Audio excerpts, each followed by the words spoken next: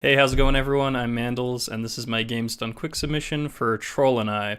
I was gonna just use my old submission commentary for this game, but once again, for a third time, I have to update my commentary because the route for this game just keeps changing drastically, and the time just keeps getting lower and lower. So here I am yet again providing new commentary. This is an action adventure indie game with some puzzle elements, some puzzle co-op elements, and it's very buggy to our advantage. There's many exploits that let us beat this game very fast. I'll be providing commentary over my world record run of the game, and let's get started. We run the game on easy because it's just the fastest difficulty. And right off the bat, we're dumped into a section where we need to hunt 2 boar. And the way the game wants us to do this is by carving these spears here and by throwing these spears at the boar. But that takes 2 whole spears, and we don't want to waste those spears on the boar anyways. It's slower to kill the boar this way, and we want these spears for later. So what we're going to do is we're going to position ourselves very specifically so we manipulate the AI of the boar. As you see here, we just spawned him by spawning very particularly behind that tree, which caused us to be able to run directly at the boar, and he run at us, saving us a ton of time, and we're just able to tackle the boar that way. Normally, the boar runs away from you when you run towards it, but if you're very particular about your positioning, you can manipulate it so that it runs at you, which is very good for a speedrun, which is what we're going to do for the second boar as well. We meet him halfway, tackle him, boom. And also a very cool quick time save for these quick time events. If you're mashing the quick time prompt on a controller and keyboard, it actually doubles the speed at which you perform the quick time event. Depending on how long the quick time event is, it doesn't save that much time. Like for the boar tackle in particular, it really doesn't save a ton of time. But it is notable, and some QTEs are actually very long, and you end up saving a few seconds per QTE. And right here we get a fun auto-scroller, every speedrunner's favorite thing. There's really not a lot to say about this section. I find it funny that every QuickTime prompt here is just A. You just mash A and you're fine.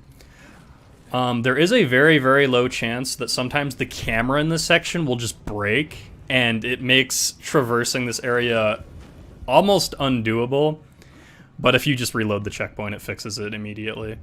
I turned right there just to save a little bit of time. Both of those paths take you to the same spot, but that right path does save just a tiny bit more time.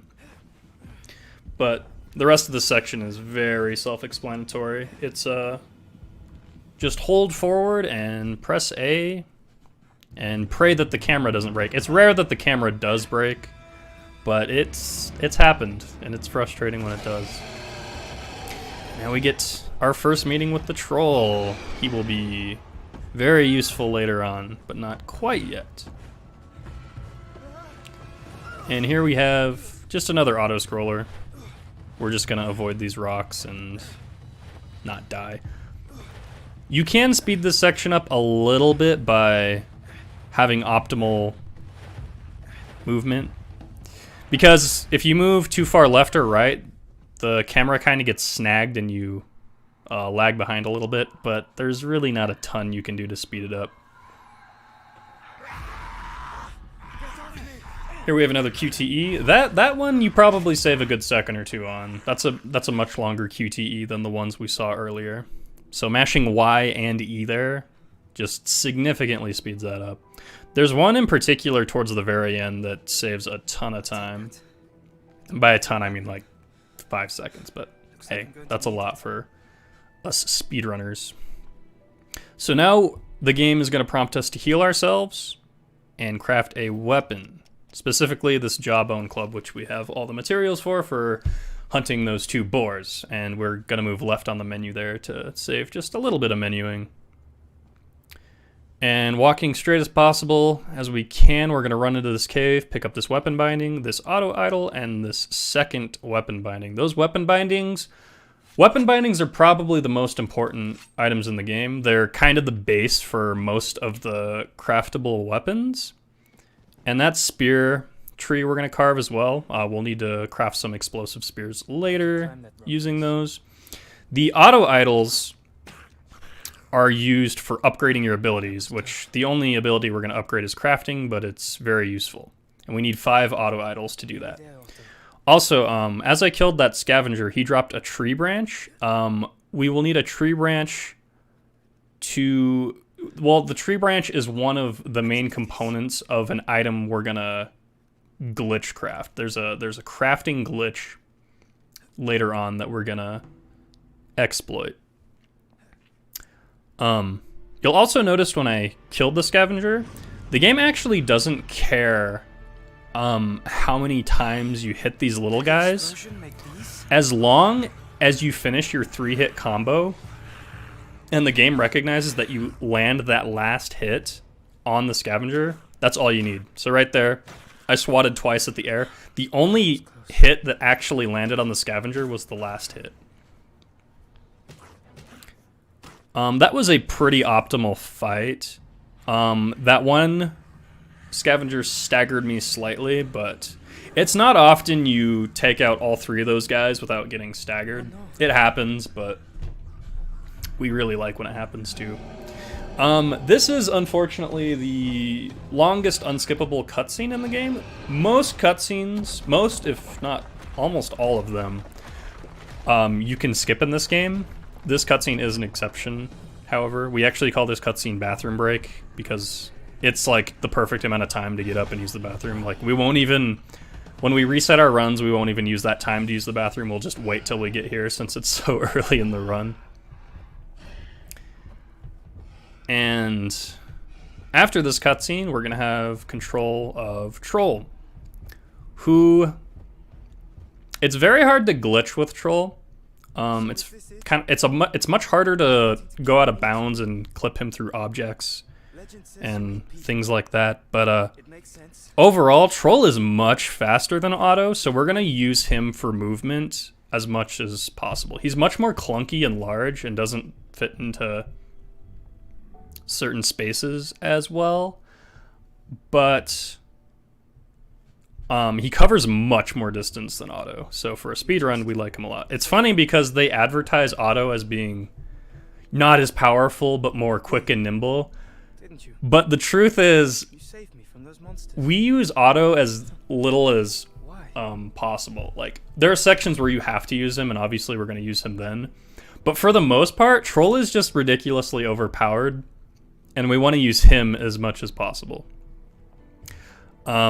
I didn't even mention that. Like, he one-shots most enemies with his punch attack, whereas Auto needs to swat many times, especially for the stronger enemies. Troll and I. The prologue is complete. That's actually a good chunk of the run, too. There's just so much we skip after this that it starts to speed up real fast. Okay, now we're going to get 2 cutscenes that we can skip, thank goodness. And then we're going to walk here, pause for a sec, and then swat. If we time that correctly, we can kill all 3 of those scavengers every time. And then we can pick up Auto real fast. Okay, and now what we're going to do is a trick called float clipping. So we're going to grab this ledge, drop, open the menu, and then restart the checkpoint. This puts Troll in a state where his hitbox is smaller. When Troll's falling, his arms and legs don't have hitboxes, so when you reset a checkpoint while he's falling, you actually get locked into that hitbox, and Troll partially clips through a lot of objects. And this is the single most important glitch in the game, because it allows us to do almost every major skip. Another thing I should mention after I killed those scavengers, after you float clip, you want to look at what items those guys drop. I got really lucky in this run. They dropped 3 weapon bindings, so I picked all of those up. You want them to either drop a stone club head, a tree branch, or weapon bindings, and they dropped a bunch of weapon bindings, which is awesome. Like I said, weapon bindings are basically just the base of all the craftable weapons. So we make use of those. We try to pick up as many of those as possible. We have it routed so we pick up most of the ones we need, but I do believe you need to pick up at least one from enemy drops. So the fact that I got 3 there is really good. Okay, now we're going to destroy this fracture. That's basically a collectible, fractures are. But the reason we destroy this one, and only this one, is because they drop colored shards, which are useful for creating explosive spears, which clear rock piles. You'll notice that I picked up a green shard there. Oh, I also picked up a stone club head, which is useful for the crafting glitch that we're going to perform here in a sec. We're not going to craft a green shard spear, though. Using the crafting glitch, we're actually going to make a blue shard spear, which is more powerful and clears the pile of rocks coming up that we need. A green spear won't clear the pile of rocks. Basically, the way the crafting glitch is, pick up some auto idols here so I can upgrade my crafting. We're going to upgrade crafting once, and if you have the items for an item, so say you have an item for the green spear like I do there, that allows me to craft any item that I don't have the materials for adjacent to that item. So adjacent to the green spear was the blue spear. So if I hold right on the D-pad and then crafting at about the same time, I can actually craft a blue spear. It's kind of finicky, and it's a little hard to pull off sometimes, but it's a very useful trick. It lets us clear this pile of boulders, which ordinarily you would have to backtrack to do. You're not supposed to be in this area. Makes hunting boar simple. Pick up some more weapon bindings here. Also, I dropped off auto earlier to pick up some auto idols and more weapon bindings, and that should be enough weapon bindings for pretty much the rest of the run. Okay, so here's the big new trick. So I'm about to enter a loading zone that I'm not supposed to. And we always knew you could go through these zones, but we always thought the game just had a basically self-destruct feature when you go in here. Like the area wouldn't load. But we recently found a way to force the game to load the area. We call that the load manipulation glitch. And that completely reshaped any percent because it allows us to enter so many new areas much, much earlier. How that works is basically the game is trying to spit troll back out of the area. But if we drop auto, we can't move while we're in that state. But if we drop auto, have auto call troll over, and then mash the pickup button, the game for whatever reason loads the map. It's really interesting. I don't know how that works. I was just messing with that one day and found that. But I'm very thankful that it does because it saves a lot of time. That actually skips 2 whole areas. And right now I'm doing the crafting glitch, doing a pretty poor job at it, unfortunately. Like I said, it is kind of specific. But I just made 4 blue spears, which I'll need throughout the run. 1 for that boulder, and then 3 for a boss fight. And then 1 red spear. This is the only red spear we'll need. That's where that tree branch and stone club head came in. Basically, I picked up from enemies the items that you need to craft a stone club, stone head club. And with those materials, red spear is right next to that in the menu, so we can use the crafting glitch to make a red spear. And the red spear we're going to use right here. Gonna get rid of that real fast. Bye-bye, red spear. We don't use any more of those. And this is yet another loading zone we're not supposed to be in because we're not supposed to have red spears that early. So we have to do the load manipulation glitch again. Spam pick up, and there we go. Initially, it was kind of hard to do that because you can't see at all what you're doing. Like, it's just a black screen, but with a little bit of muscle memory, it's not hard to pull off. It's just second nature now. Okay. And now once we go through this loading zone, we're in an area called the mineral mine. We are very far through the game. This is about the halfway point casually, but we just accessed it super early. Unfortunately, we can't do load manipulation glitch anymore throughout the run because it's at this point that the game gets very linear, but there's still a ton of cool speedrunning tricks to come, including one right here. Back to float clipping. This allows us to drop Otto on the other side of this fence, which we're not supposed to do.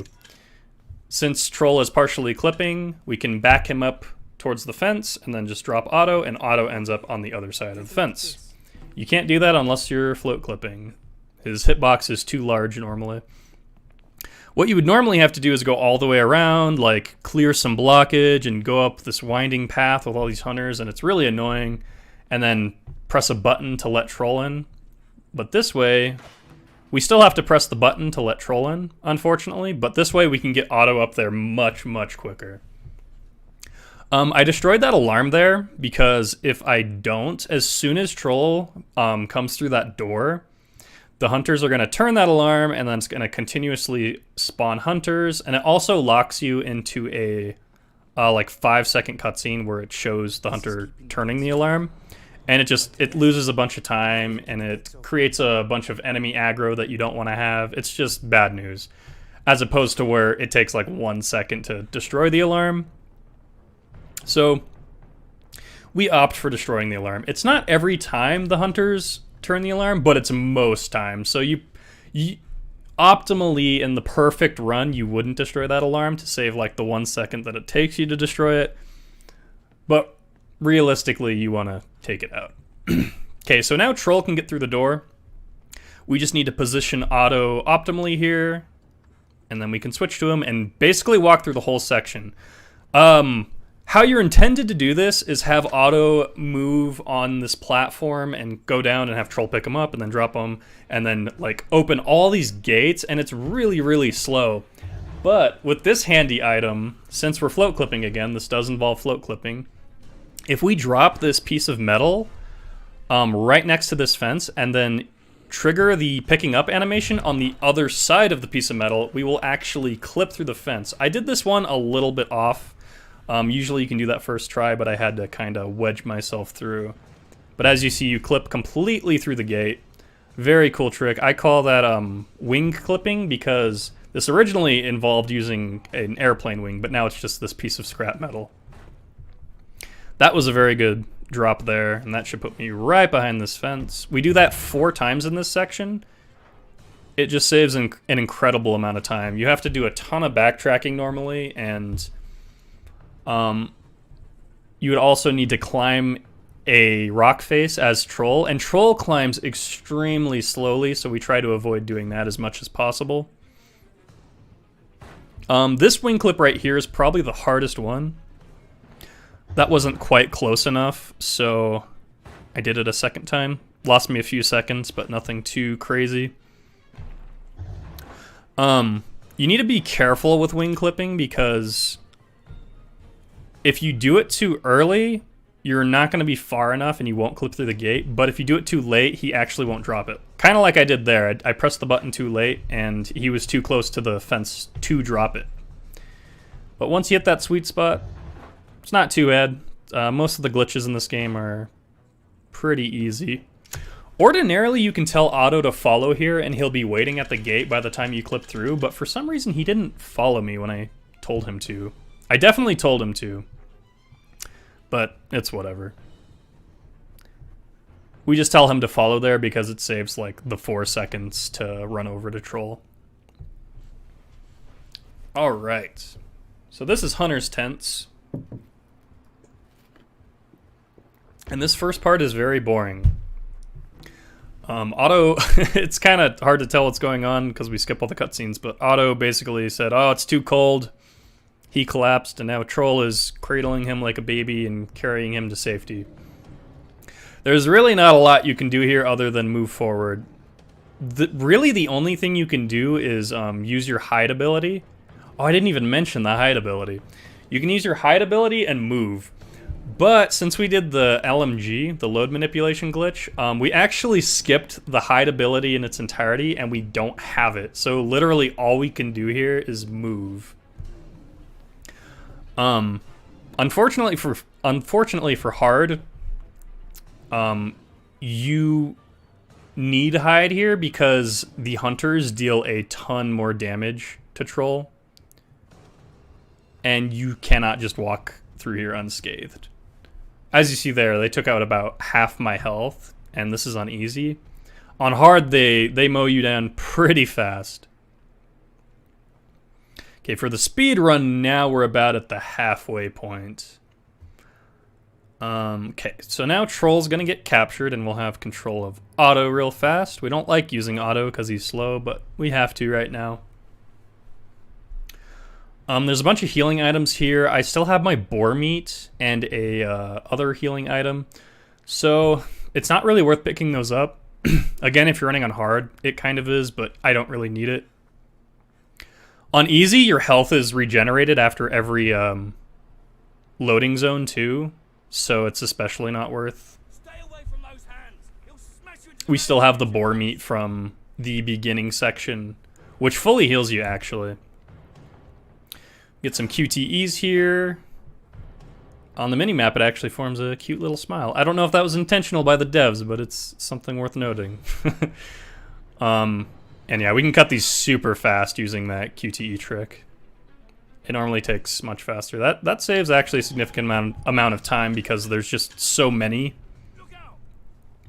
Okay, and now we're gonna perform what's called trap skip. This part's very linear in a speedrun, but there's so much backtracking casually. Basically, what we're gonna do is right there, I actually punched through the activation zone for a trap that would normally kill Troll if you walk through it. Normally, you'd have to take Auto and climb up and disarm a trap that's suspended in the tree. You can't really see it because I'm not really facing it in this run. But that orange dot on the minimap is a trap that you would normally have to disarm. Oh, cool trick here too. If you're float clipping, I just avoided a pitfall trap by clipping Troll into the rock face there. Normally you'd have to climb with him to avoid that, but Troll climbs slow, so we don't like doing that. Also, we have some bear traps up here that we're gonna very carefully avoid. Sometimes the hunters will call in reinforcements here. They'll turn on that alarm. It's unfortunate when it happens, but it's not a huge time loss. They didn't quite see me here. It all depends on if you get aggroed, which I did not here. But yeah, for some reason... So, Troll punching through it normally, that would still kill him. But if Otto's on his shoulder, for some reason, I think it has to do with the animation of Otto falling. For some reason, you completely bypass that kill zone during that animation while Otto is falling. It has to do something with Otto falling, because normally you would punch through and die anyways. But yeah, it lets us skip all those traps. Very linear section in a speedrun. Okay, and upcoming boss fight. This boss fight is very annoying casually, but we have a lot of tricks to dispose of him in a speedrun. But first, once we go through this load zone, we're going to restart the checkpoint, and there's a very important reason for this. Resetting the checkpoint basically locks Otto onto Troll's shoulder, and what I mean by this is this is basically the opposite of a trap skip. So basically, if Otto is locked onto Troll's shoulder, when you punch, he won't fall down. Normally, he would fall off your shoulder when you attack. But if he's locked, he does not. And that is very important for an upcoming skip here. And I mentioned that it's the opposite of a trap skip, because trap skip actually won't work if Otto is locked onto his shoulder, because you don't get that animation of him falling off. So it's kind of cool how that works. I actually don't know why this trick requires him to be locked. I don't have an explanation for it, but we know for a fact that he does have to be. I'm going to equip the blue spears here just because I need that for the boss fight. You do need a minimum of 3 blue spears to take out this boss. So normally what would happen here is Troll and Otto would get separated, and a long unskippable cutscene would play, and you would have to go through this whole puzzle section where Troll is standing on these platforms and raising them up for Otto to cross, and it's really, really slow. But what I did there, since Otto is locked onto Troll's shoulder, if I walk right along the edge, I actually avoid that cutscene trigger, and I can bypass them getting separated completely and just walk through this section.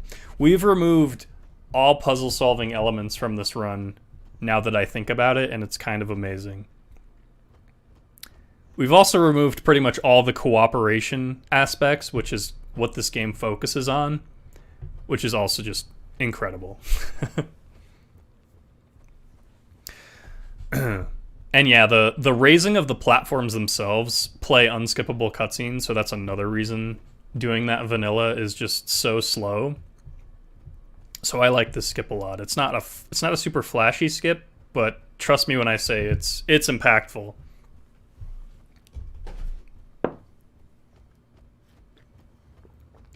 All right. And once we're down this little hallway here, the boss fight is going to start. This is the Aki boss, and he sucks. One of the only sections we actually don't have a skip for, but we do have a lot of strats here. First thing we're going to do is crouch, and then throw 3 blue spears. If you're positioned exactly where I am here, and then you aim at about the center of his mask, you can just continually spam throw, and you'll land every single spear. You can also move Otto while that cutscene is playing, which is really nice because we need to position him behind the rock to avoid him from being killed by the boss. The boss will throw rocks at him if he's not behind safety. Next thing we need to do is throw 4 rocks at his chest plate. I don't know why it's 4. It's kind of weird. This whole fight in general is very odd. I'll explain more as we go. It gets weirder, trust me. But yeah, it's one of the only sections we don't have a skip for. But yeah, you can also move Troll while the cutscene of that first piece falling off is playing. So that's good as well.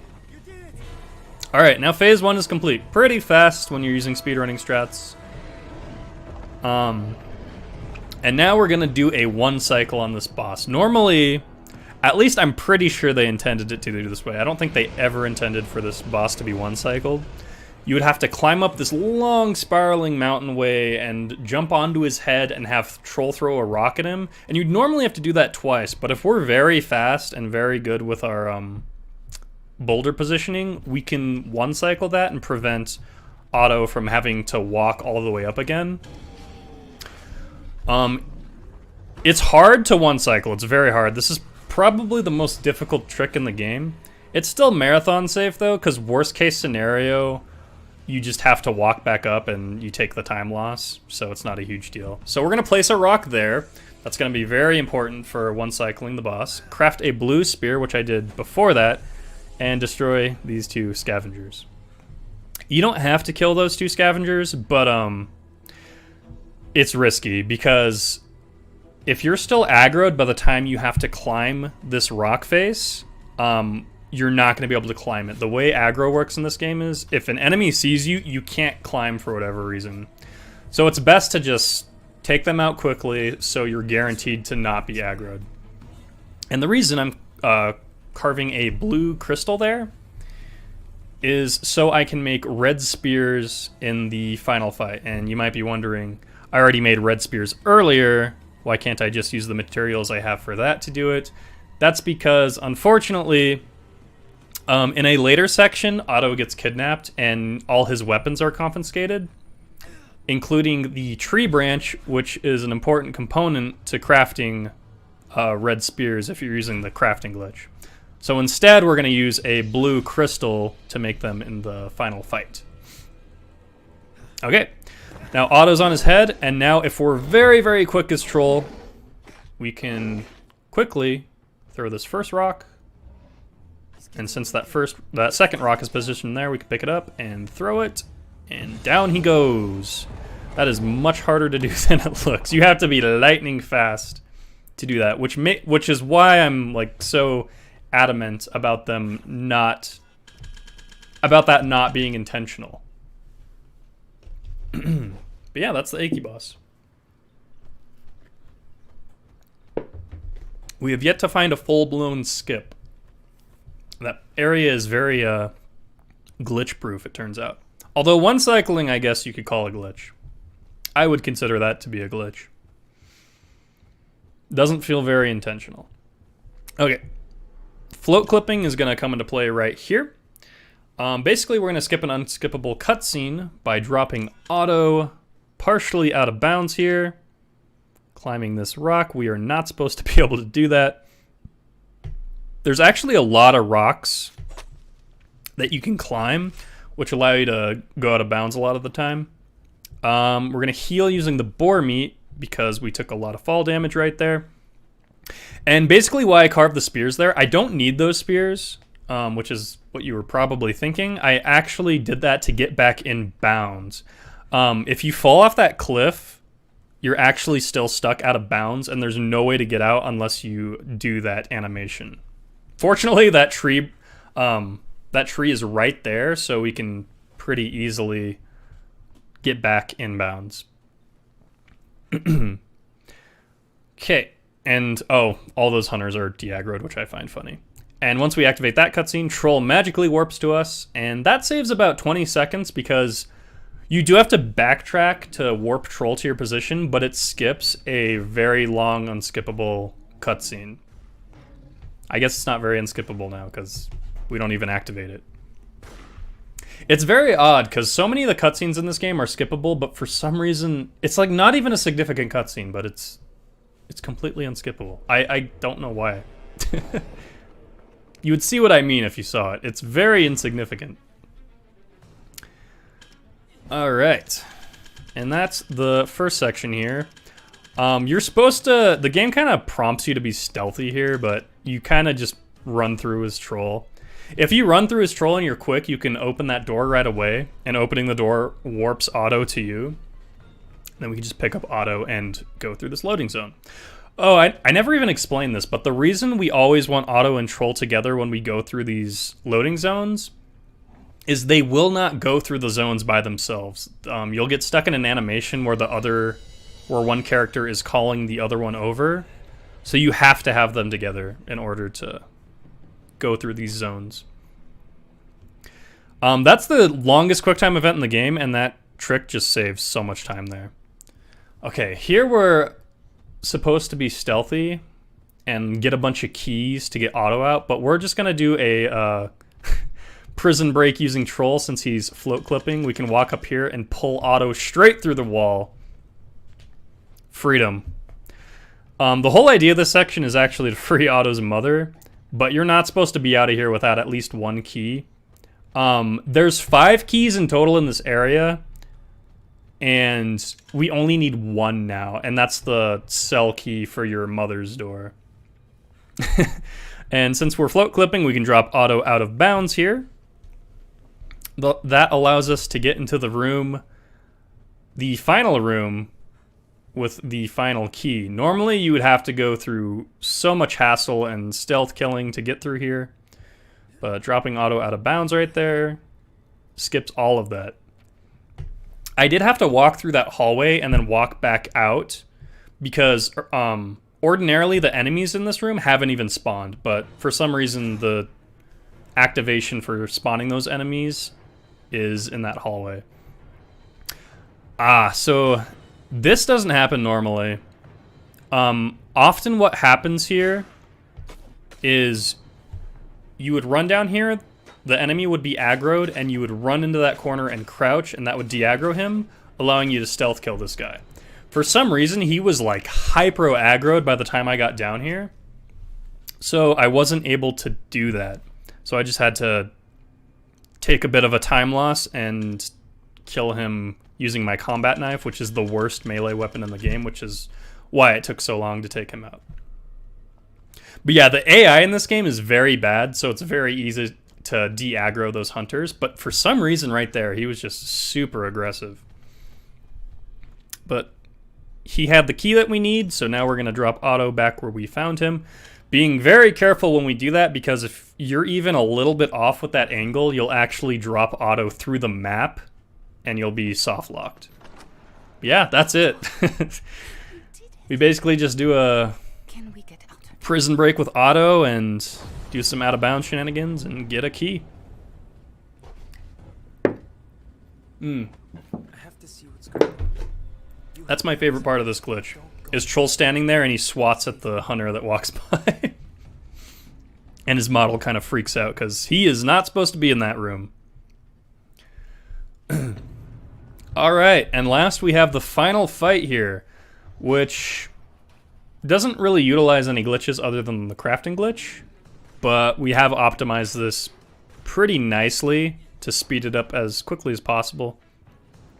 First thing we're going to do is switch to Troll and destroy all those alarms, because if we don't, those hunters are going to crank the alarms, it's going to lock us into that unskippable cutscene, and it's going to keep spawning the hunters, and we're never going to progress.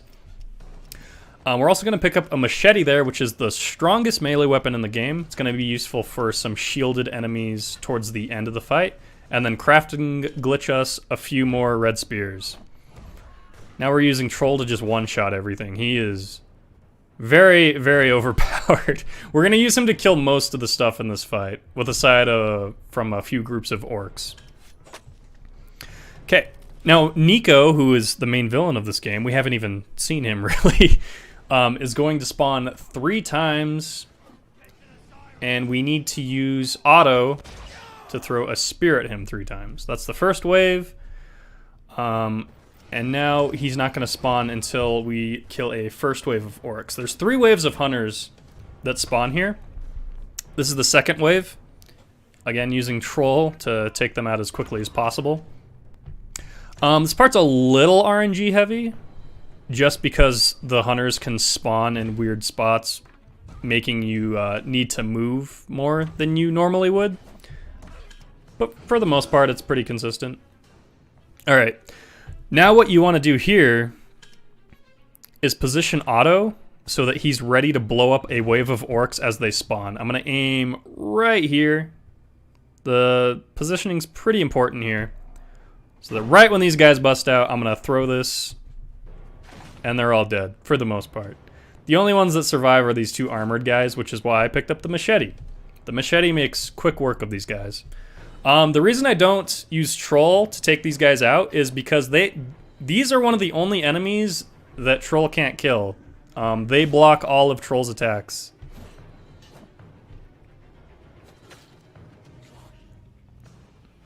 And that was a really good spawn there. I was facing them right as they spawned, and I was able to throw the red spear right away for that second wave. And they just completely got obliterated. I don't think you can kill all of them with 1 throw, but yeah, there's only 1 guy left. That is like extremely optimal. And yeah, once you kill those 2 waves, Nico spawns twice in a row, which means you're doing this very fast. He doesn't normally get hit and then spawn directly after that. So that's a bit funny. And that's it. That's basically the end. All we need to do now is throw a spear at Nico once we're prompted to, and that's time. Time coming up very, very shortly. And this part's foolproof. This is easy. We just boink them, and that's Troll and I. That's it. This game's very short now. I love it. I hope you enjoyed my commentary. It's a very fun game to run now. Not very fun casually, but it's a very fun speed game. So I hope you guys enjoyed. I'll see you next time. Peace out.